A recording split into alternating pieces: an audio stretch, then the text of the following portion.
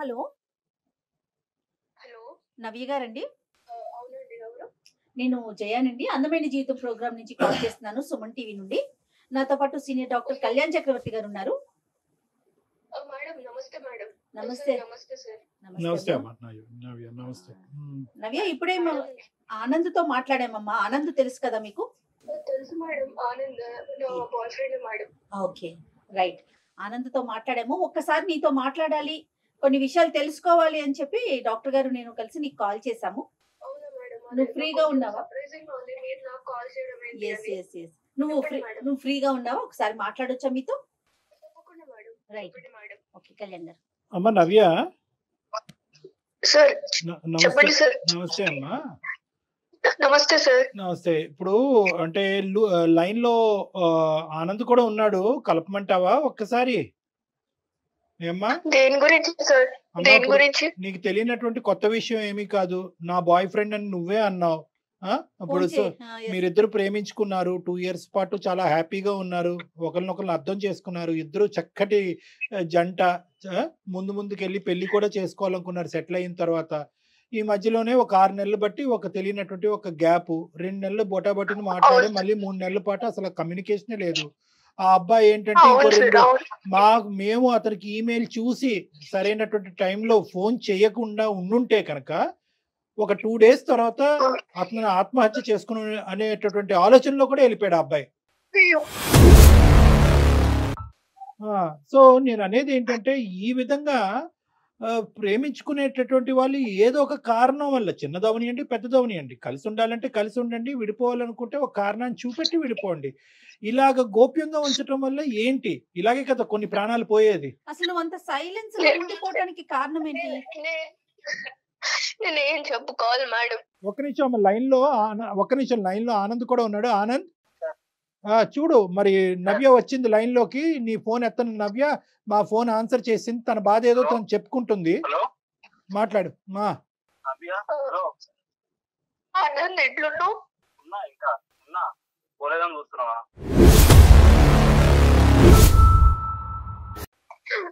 అట్లా అన్నా కానీ నాకు నీ మాట్లాడితేనే బాధేస్తుంది. అంటే వేరే వాళ్ళు ఫోన్ చేస్తే గానీ నా ఫోన్ నుంచి చేస్తే తినంత తప్పులు నేను అన్ని చేసానా?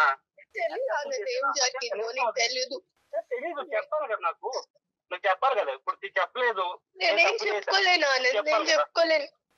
సరే చెప్పుకోనండి. ఎలాగా? ఎలా చెప్పుకోలేదు? అట్లా కాదు కదమ్మా నవ్య, నీకోసమే వేచి చూస్తున్నాడు కదా అతను. రీజన్ ఏంటి? అతని వైపు తప్పు ఉందా? అసలు నువ్వెందుకు తనతో ఫోన్ మాట్లాడట్లా? మేడం, నేను నా గురించి చెప్పాలంటే మాది ఒక చాలా పూర్ ఫ్యామిలీ మేడం. నాకు చాలా బాధగా ఉంది మేడం, నేను మాట్లాడలేకపోతున్నా. బాధపడకమ్మా. మా అమ్మాయి కూడా ఎంత సఫర్ అవుతుందో అంటే. కాదు నాన్న, ఇప్పుడు నవ్య ప్రతి సమస్యకి సొల్యూషన్ ఉంటదమ్మా. ప్రతి సమస్యకి సొల్యూషన్ ఉంటది. అరే అమ్మ, నీ ఒక 2 రోజులు ఆగుంటే కనుక నువ్వు ఇంతగా ప్రేమించేటటువంటి ఒక అబ్బాయి చనిపోయి ఉండేవాడు. అప్పుడు నాకు ఎన్నో సమస్యలు ఉన్నాయి, ఎన్నో బాధలు ఉన్నాయి అనేటటువంటి నువ్వు ఎప్పటికీ నిన్ను క్షమించుకునేటటువంటి దాని కాదు. ఈరోజు ఒక బంగారు అవకాశం. ఏదైనా కూడా, ఎలాంటి నిజమైనా కూడా ఈ ప్లాట్ఫామ్ మీద మాట్లాడచ్చును. కాబట్టి నన్ను ఒక్కసారి నువ్వు ఓదార్చుకుని జరిగినటువంటి సంగతులు ఏంటి, ఏ కారణం చేత ఈ అబ్బాయిని చెప్పకుండా ఇలా దూరం వెళ్ళావు చెప్పు. నేను చెప్పుకోగలుగుతాను సార్. మళ్ళీ ఇప్పుడు అందరూ చూసి మళ్ళీ నన్ను హేళన చేయడం నాకు ఇష్టం లేదు. లేదు నవ్య, అసలు అది ఎప్పటికీ జరగదమ్మా. మన అందమైన జీవితం అనే ఈ ప్రోగ్రాం ద్వారా ఎప్పటికీ మీరు ఎవరు ఏంటి అనే వివరాలు పూర్తి గోప్యంగా ఉంచుతాం. కేవలం నీ గొంతు మాత్రమే వినిపిస్తోంది, దానికి పూర్తి హామీ నాది. సరే మేడం. నేను ఆనంద్ మీరు అన్నట్టు సార్ 2 years లవ్ చేసుకున్నాము, పెళ్లి చేసుకుందాం అని కూడా అనుకున్నాము. కానీ నా గురించి ఆనంద్కి ఎందుకు మాట్లాడలేదని తెలియదు సార్. ఎందుకంటే నేను ఒక మిడిల్ క్లాస్ కంటే చాలా పూర్ ఫ్యామిలీ సార్ మాది. మా నాన్న క్యాబ్ డ్రైవర్, మేము 3 అక్క చెల్లెలం సార్. నేనే పెద్దదాన్ని. నా ఏజ్ 20 years సార్. నా చెల్లెళ్ళు, నా తల్లిదండ్రులకి అంత పూర్ ఫ్యామిలీ సార్. ఊరికే పూటకి గడిచిన అన్నంతోనే మేము బతుకుతున్నాం సార్, రోజువారీ డబ్బులతోని. ఒక రోజు ఏమైందంటే మా నాన్న ఇంకా మా మమ్మీ వాళ్ళు ఫంక్షన్ కి వెళ్ళి రిటర్న్ అవుతుంటే ఒక యాక్సిడెంట్ లో చనిపోయాడు సార్ మా నాన్న. నేను చాలా ఎమోషనల్ అవుతాను సార్ ఈ విషయంలో. అయ్యో అయ్యో ఆయన చనిపోయిండు. మా అమ్మకి కూడా మేజర్ యాక్సిడెంట్ అయింది సార్. తన హెల్త్ కండిషన్ అస్సలు బాగాలేదు ఇప్పుడు. తను మొత్తం తన హెల్త్ కండిషన్ ఏం బాగాలేదు, మొత్తం మేమే చూసుకుంటున్నాం సార్. మా నాన్నకు ఒక బెస్ట్ ఫ్రెండ్ ఉన్నాడు సార్ చిన్నప్పటి నుంచి. చెప్పమ్మా నవ్య ప్లీజ్ ఏడవకుండా చెప్పు ప్లీజ్, నాకు వల్ల అవట్లేదు నువ్వు ఏడుస్తుంటే ఇక్కడ. బాధపడకమ్మా నవ్య, నాకు ఏడుపు ఆగట్లేదా? ఏడుపు ఆగట్లేదురా. నేను నీకు తెలుసు కదా నేను ఎంత ఎమోషనల్ లో. నా బాధని ఇప్పుడన్నా చెప్పుకునే అవకాశం వచ్చింది కాబట్టి నేను చెప్పుకుంటున్నాను. నీకు తెలియాలి నేను ఏదో మోసం చేసి వెళ్ళిపోతున్నాను అన్నట్టుంది. ఎగ్జాక్ట్లీ అదే తెలియాలి. మోసం నువ్వు చేసావని లేదు, నేనేం ఏదో మోసం చేసినట్టు అయింది నాకు. తన మాటకి తను చెప్పనియండి, తన బాధ తను చెప్పుకోనియండి. మా నాన్నకి చిన్నప్పటి నుంచి ఒక బెస్ట్ ఫ్రెండ్ ఉన్నాడు సార్. ఆయన పేరు శ్రీనివాస్ అన్నమాట. అదే ఆనంద్ వాళ్ళ ఫాదర్ ఇప్పుడు. సో ఆయన మా చాలా చిన్నప్పటి నుంచి మమ్మల్ని చూసుకుంటూ మొదటి నుంచి ఆయనకి బాగా తెలుసు సార్ మేము.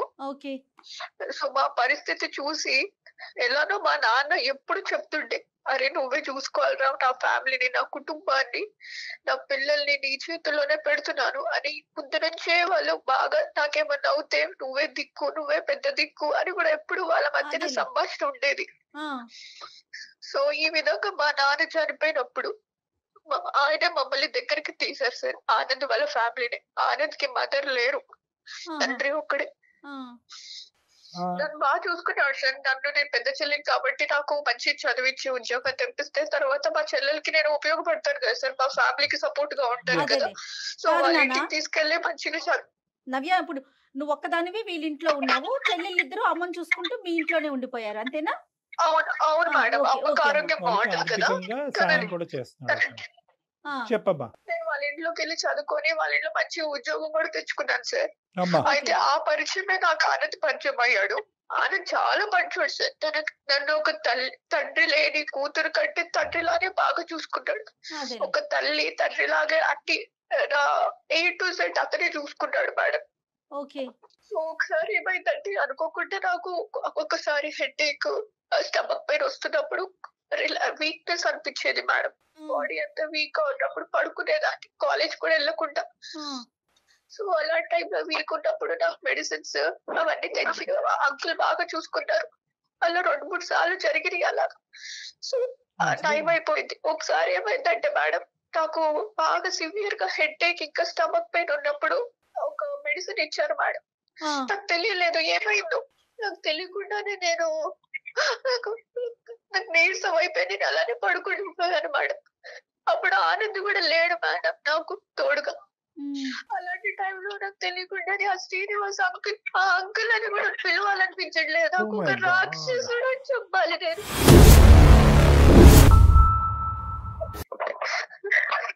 ఆనంద్ ఇట్లా అంటున్నారని ఏం ఫీల్ అవ్వద్దు నువ్వు. ఒక రాక్షసుడు వాడు. అర్థం కావట్లేదు నాకు. నువ్వు అసలు ఏం చేద్దాం అనుకున్నా నిజంగా అర్థం కావట్లేదు. అదేంటో నీకు తెలియదు. నాకు అందుకుని కదా నేను ఇన్ని రోజులు ఏం చెప్పలేకపోయాను. అలాంటి టైంలో నాకు తెలియకుండా టాబ్లెట్ ఇచ్చేసి నన్ను వేరే విధంగా యూజ్ చేసేసుకున్నాడు వాడు. తర్వాత ఆ వీడియోలు, ఆ ఫోటోలు అవి యూజ్ చేసుకున్నవన్నీ తన దగ్గర పెట్టుకొని బ్లాక్ మెయిల్ చేస్తున్నాడు మేడం. బ్లాక్ మెయిల్ ఏం మాట్లాడుతున్నావు నవ్య? నాకేం అర్థం కావట్లేదు నవ్య. నీకు తెలియదా నీకు జరిగింది ఇది? అందుకోసమే నేను ఏ విధంగా నీకు నా ముఖం చూపించాను మీ ఫాదర్ చేసిన పనికి. నాకు అవ్వట్లేదు, నా వల్ల అవ్వట్లేదు కదమ్మా. అమ్మ ఇప్పుడు నీది ఎంత డిఫికల్ట్ సిచ్యువేషన్, నీకంటే ఆనంద్ ఇప్పుడు ఇంకా పెద్ద డిఫికల్ట్ సిచ్యువేషన్. నువ్వు తెలిసినటువంటి నిజాన్ని కడుపులో పెట్టుకుని ప్రేమికుడిని దూరం చేసుకుని ఇప్పుడు వరకు ఉన్నావు. ఒక కన్న తండ్రి ఈ విధంగా తను ప్రేమించినటువంటి అమ్మాయిని ఈ విధంగా, అంటే ఆఫ్ కోర్స్ మీ ఇద్దరి మధ్య ప్రేమ మీ నాన్నగారికి తెలియదని కూడా అన్నాడు అబ్బాయి. తెలిసినా తెలియకపోయినా కూడా కన్న తండ్రి గురించి, తల్లి చనిపోయిన తర్వాత అతని తల్లి కూడా చనిపోయి 6 సంవత్సరాలు అయింది. ఏ కొడుకు మాత్రం ఇలాంటి వినాలనుకుంటాడు? ఆ అబ్బాయి పరిస్థితి ఇంకా ఘోరంగా. నీదేం తక్కువ చేయట్లే కానీ ఆ అబ్బాయిది కూడా ఇది. అంటే ఈ ఫోటోలు వీడియోలు ఎందుకమ్మా తీసుకున్నాడు? అంటే దాని ద్వారా ఏమన్నా నన్ను బెదిరిస్తున్నాడు సార్. నన్ను బెదిరించి మీకు ఇప్పటి వరకు నీకు సహాయం చేశాను కదా ఫైనాన్షియల్ గా, నన్ను బెదిరించాడు సార్. బెదిరిస్తూనే ఉన్నాడు సార్. నేను ఏం చేయాలో తెలియదు వచ్చేస్తాను సార్. ఇది నిజమా మీ నాన్న ప్రూఫ్, మీ నాన్న దగ్గర కూడా అవి వీడియోస్ అవన్నీ ఉండి ఎప్పుడు తీసుకున్నాడో తెలియదు ఆనంద్ నాకు. ఆ ఫొటోస్ అవన్నీ బ్లాక్ మెయిల్ నేను పడుకున్నప్పుడు అవన్నీ పిచ్చి పిచ్చిగా తీసేసి అవన్నీ బ్లాక్ మెయిల్ చేస్తున్నాడు ఆనంద్.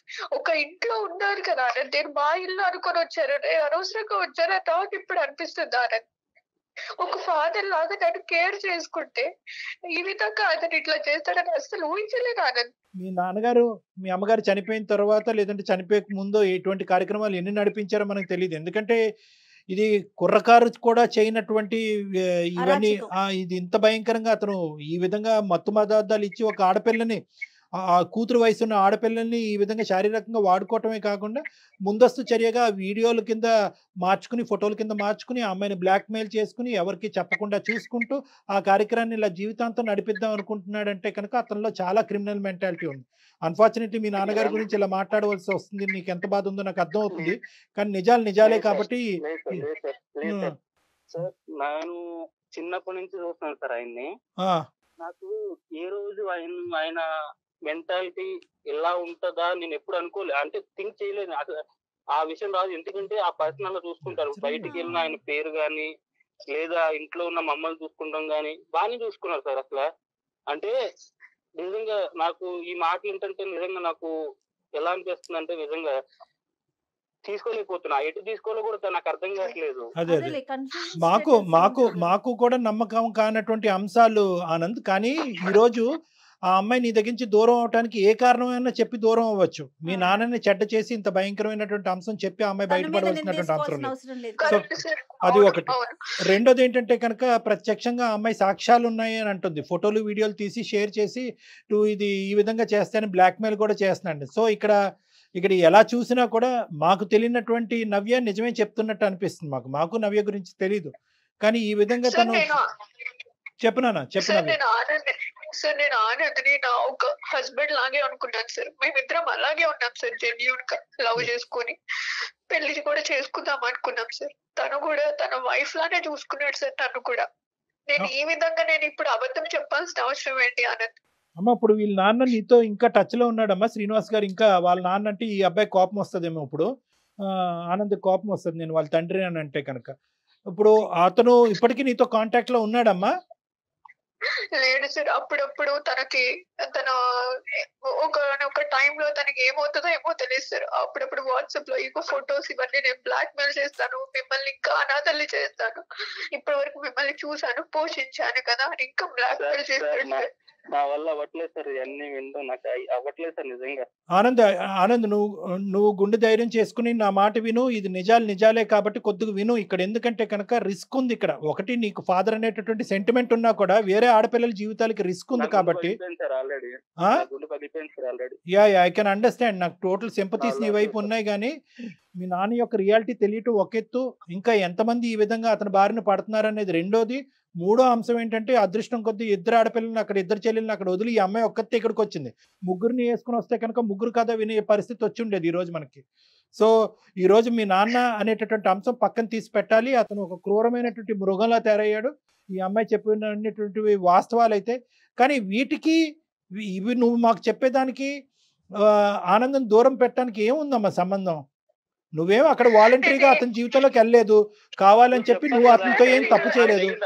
నేనే వాలంటరీగా వెళ్ళలేదు సార్, కానీ మేమిద్దరం ప్రేమించుకొని ఒక జెన్యూన్ గా ఇంతవరకు నేను ఎప్పుడు ఎవరిని ఇట్లా లవ్ చేయలేదు సార్. ఎలా చెప్తాను ఆనంద్? నేను ఎలా నీకు ముఖం చూపించుకోగలను చెప్పు? నీ ఫాదర్ ఇప్పుడు నమ్ముతున్నావు ఆనంద్? ఇప్పుడు పెద్దల సమక్షంలో కూడా నువ్వు నమ్మట్లేదంటే అప్పుడు ఎలా నమ్ముతావు? అవును, చిన్నప్పటి నుంచి చూస్తున్నాను ఆయన్ని. నేను చూస్తున్నాను కాబట్టి నేను అంటున్నా. ఇంకా నాకు ఇప్పటికీ నమ్మబుద్ధి అవ్వట్లేదు. ఆనంద్ ఇప్పుడు ఆనంద్ తనకు అప్పుడు ఆ టైంలో చెప్పడం చాలా కష్టం, చాలా డెలికేట్ సిచ్యువేషన్. ఎందుకంటే ఎవరైతే క్రిమినల్ తన కళ్ళెదురుగుంటా నిలబడి ఇంకో పక్క నుంచి ఆ క్రిమినల్ యొక్క కొడుకునే పక్కన పెట్టుకుని ఈ సున్నితమైనటువంటి అంశాన్ని ఆ అమ్మాయి పూర్తిగా చెప్పలేకపోవచ్చు. ఒకప్పుడు చెప్పినా కూడా అతను ఒక కథ ఆడి ఈ అమ్మాయి తనలో లోపరుచుకునేటటువంటి ప్రయత్నం చేసిందని చెప్పి రివర్స్లో నిందేయచ్చు. అప్పుడు ఈ అమ్మాయి పని ఇంకా ఘోరంగా తేరవచ్చు. కాబట్టి ఆ అమ్మాయి ఏంటంటే స్లోగా ఆ వాతావరణం నుంచి బయటపడింది. చాలా మంచి పని చేసింది. ఫస్ట్ స్టెప్ దాన్ని మనం కొనియాడాలి. ప్రేమను కాపాడుకోవాలనో, ఆనందాన్ని పక్కన కూర్చోపెట్టుకోవాలని చెప్పి అదే వాతావరణంలో ఉండకుండా ఫస్ట్ బయటకొచ్చేసింది. చాలా మంచి పని. అందరు ఆడపిల్లలు ఏదైనా ఇలాంటి అబ్యూజివ్ రిలేషన్‌షిప్ గాని, ఇలాంటి పరిస్థితి ఉంటే కనుక ఫస్ట్ ఆ వాతావరణంలోనే ఉండాలి తప్ప మనకి ఇంకో లోకం లేదు. అది మీ వాళ్ళైనా, పరాయి వాళ్ళైనా ఫస్ట్ 6 100 ఆ వాతావరణం నుంచి బయటపడండి. ఇది ఈ అమ్మాయి చేసినటువంటి మంచి పని. ఓకే. నెక్స్ట్ స్టెప్ ఏంటంటే కనుక నీ ప్రేమను ఎందుకు తాకట్టు పెట్టింది, నీ ప్రేమను ఎందుకు కాదు అనుకుంటుంది అన్నదానికి కూడా చెప్పింది. ఎందుకంటే కనుక ఒక సున్నితమైనటువంటి అంశం, ఆ తండ్రి తన్ని ఇలాగ చెడగొట్టేటటువంటి ప్రయత్నం గాని, చెడగొట్టేటటువంటి పరిస్థితిని తీసుకొచ్చినటువంటి వ్యక్తి ఒక కొడుకుతో నేను ఎలా ఉంటాను అంటే దీని అర్థం ఏంటంటే కనుక నీ మీద కోపం కాదు తనకి. నీ మీద కోపం ఉందని అనుకుంటున్నావా? నీ మీద కోపం కాదు. ఇప్పుడు నువ్వు చెప్పాలి నవ్య, ఎందుకు దానికి దీనికి ఎందుకు ముడిపెట్టావు, ఈ అబ్బాయిని ఎందుకు దూరం పెట్టావు? అట్లీస్ట్ ఇప్పటికైనా అబ్బాయికి ఒక క్లారిటీ. నేనైతే ఆనంద్‌ని పెళ్లి చేసుకోలేను సార్. ఆ విధంగా నేను ఒకసారి వాళ్ళ ఫాదర్ ఎందుకు? అదే ఫ్యామిలీలో లేదు సార్. నా మనసు ఒప్పుకోవట్లేదు సార్. నేనైతే చేసుకోలేను. ఇప్పటికే మళ్ళీ నన్ను బెదిరించి తర్వాత ఇంకేమైనా ఫ్యూచర్ చేస్తే నా చెల్లెల బతుకులు కూడా ఆగమైపోతాయి అలా సార్. కదమ్మా, అలా కాదు. ఒక క్రిమినల్ కొడుకు అని ఆ క్రిమినల్ మీద ఉన్న కోపం కొడుకు మీద చూపెడుతున్నావా? లేదంటే ఒక మావ స్థానంలో ఉన్నవాడు నిన్ను చెరిచాడు కాబట్టి ఆ బాధని జీర్ణించుకోలేక కొడుకును కూడా వద్దనుకుంటున్నావా? అవును సార్. ఆ బాధను జీర్ణించుకోలేకపోతున్నాను సార్ నేను. ఎలా అవుతుందమ్మా? అది కరెక్ట్ కాదమ్మా. ఆఫ్ కోర్స్ జరిగినటువంటి సంఘటనలకి టోటల్ గా మా తరపున సానుభూతి ఉంది. ఇది చాలా క్రిమినల్ చర్య, చాలా దారుణమైన చర్య. ఆనంద్ సహకరిస్తే కనుక, ఒకప్పుడు ఆనంద్ సహకరించినా సహకరించకపోయినా ఎవరైతే కనుక ఈ పైశాచిక చర్యకు పాల్పడ్డాడో అతన్ని శిక్షించడం, శ్రీనివాస్ అనే వ్యక్తిని శిక్షించడం అనేటటువంటి చాలా ఇంపార్టెంట్ ఇష్యూ. అది నెంబర్ 1. నెంబర్ 2 నేను చెప్పేది ఏంటంటే అసలు దానికి దీనికి ముడిపెట్టకమ్మా. దానికి దీనికి ముడిపెట్టకు. ఇప్పుడు పుణ్యమే కారణంలా ఉంటుంది ఈ అబ్బాయి పరిస్థితి. ఎందుకు నేను ఈ మాట అంటున్నానంటే ఈ రోజు ఆనంద్ యొక్క పరిస్థితి ఎలా ఉంది? సొంత తండ్రి గురించి ఏ కొడుకు ఇలా వినాలి అని అనుకుంటాడు? ఇప్పుడే అతనే చేదరించుకుంటున్నాడు. నువ్వు చెప్పేటటువంటి నిజమైతే కనుక మా నాన్న గురేస్తాను. సార్ ఇప్పుడు అతను ఈ విధంగా బ్లాక్ మెయిల్ చేస్తుంటే ఒక తండ్రి స్థానంలో చూసుకొని ఇప్పుడు నేను ఏ ముఖం పెట్టుకొని వాళ్ళ ఇంటికి వెళ్ళాను సార్. ఇప్పుడు ఇప్పుడు అలాంటి వాడు ఉన్నాడు అంటే నేను ఎందుకు ఉండేస్తా? అలాంటి వాడిని ఇప్పుడు అలాంటి వాడు ఉంటే నేను ఎందుకు ఉండేస్తాను అక్కడ? ఇప్పుడు ఈ రోజు ఆనంద్ నీ పక్కన నిలబడటం అనేది నీ సేఫ్టీ అమ్మా. ఒకటి గుర్తు పెట్టుకో, ఆనంద్ నీ పక్కన ఉండటం అనేటటువంటిది సేఫ్టీ. ఎందుకంటే విషయం తెలిసింది కాబట్టి. ఈ విషయం సొంత కొడుకు తెలుసు. నిలదీసేటటువంటి అధికారం ఆనంద్కు ఉంది, శిక్షించేటటువంటి అధికారం ఆనంద్కు ఉంది, పోలీస్ స్టేషన్ కి పంపించేటటువంటి అధికారం ఆనంద్కు ఉంది.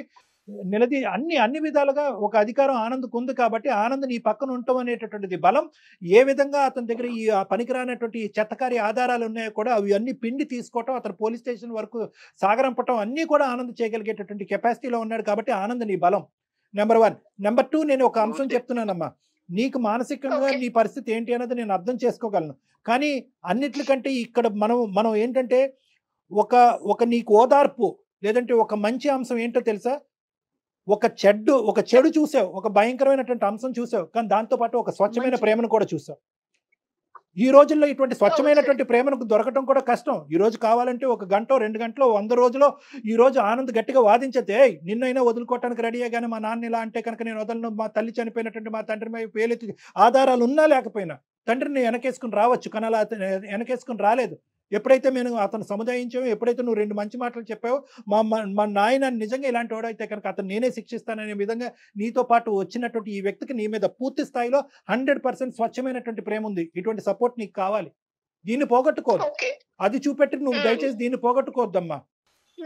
ఎందుకంటే ఈ రోజు నువ్వు ముందు వచ్చి ఇలాగ గోప్యంగా ఒకటమ్మా, నేను ఇందాక చెప్పాను, ఆడపిల్లలు ఎవరైనా కూడా ఇటువంటి సంక్షోభంలో ఉంటే కనుక బయటకు వచ్చి మాట్లాడండి అని చెప్పాను, బయటకు రండి అని చెప్పాను. బయటకు రావటమే కాకుండా బయటకు వచ్చి మాట్లాడాలి. ఎందుకంటే మీరు ఒక్కలే బాధితులు కాదు, మీతో పాటు ఇలాంటి అమ్మాయిలు ఎంతమంది ఉన్నారో లూప్ లో అనేటువంటిది కూడా ఇంపార్టెంట్.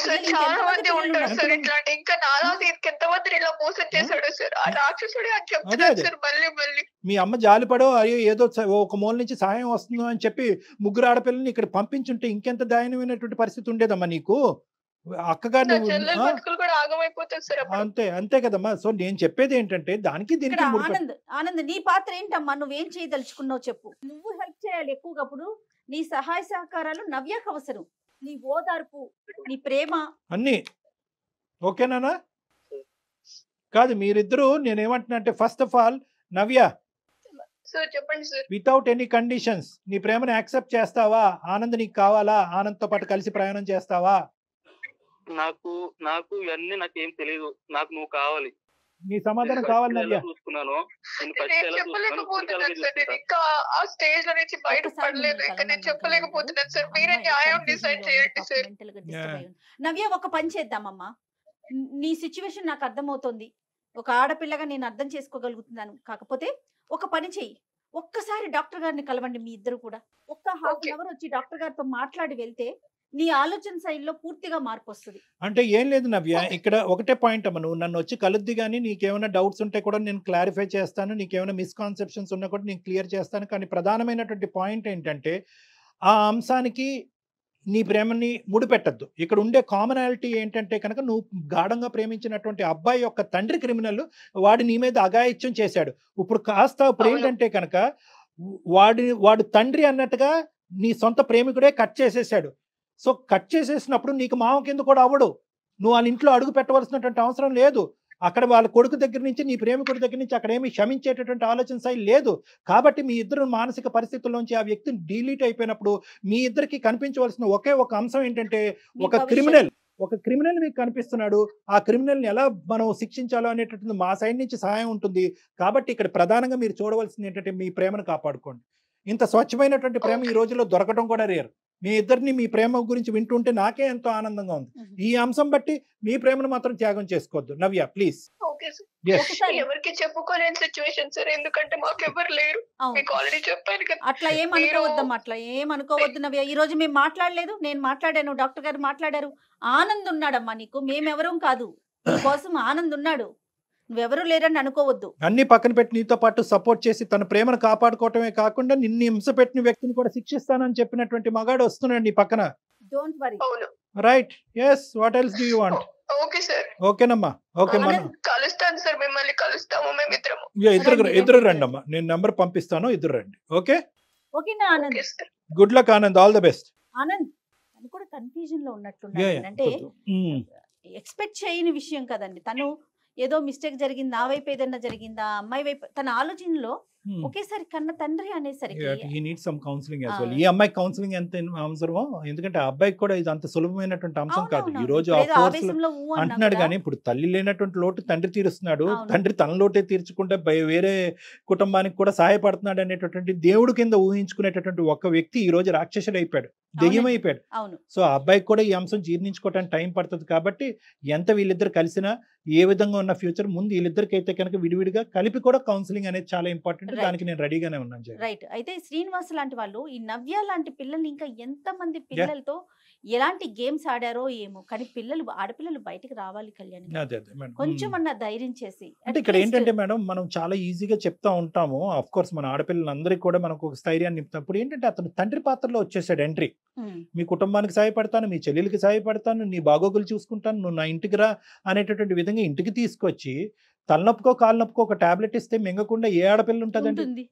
సో అమాయకంగా నమ్మటం అదైతే ఉంటుంది. కానీ ఏదేమైనా కూడా ఆడపిల్లలకి మనం తస్మాత్ జాగ్రత్త, ముందు వెనకట్లో చూసుకుని, ఏం జరిగినా ఇంట్లో కుటుంబ సభ్యులకైనా కనీసం తల్లికో తండ్రికో తోబుట్టువులకో ఎవరికో ఒకరికి స్నేహితులకో చెప్పాలి. ఇప్పుడు మనం ఫోన్ చేయకపోతే, నేను అనేది ఏంటంటే నవ్యకి మనం కాల్ గనక చేయకపోయినట్లయితే ఇద్దరు ఎవరి దారులు వారి అయిపోయాయి. చనిపోయి ఉండేవాడు ఈ అబ్బాయి సూసైడ్ చేసుకుని చనిపోయి ఉండేవాడు. ఆ బాధ, ఆ వార్త తెలుసుకున్నటువంటి ఈ అమ్మాయి తన ఏదైనా అఘాయిత్యకు పాల్పడినా కూడా మనం ఆశ్చర్యపడక్కర్లేదు. రైట్, ఒకసారి కలుస్తారు కళ్యాణ్ గారు, మాట్లాడండి. రైట్ అండి, నమస్తే. నమస్తే జగన్. సుమన్ టీవీలో మీ పర్సనల్ అండ్ బిజినెస్ ప్రమోషన్స్ కోసం కింది నెంబర్ కి కాంటాక్ట్ చేయండి.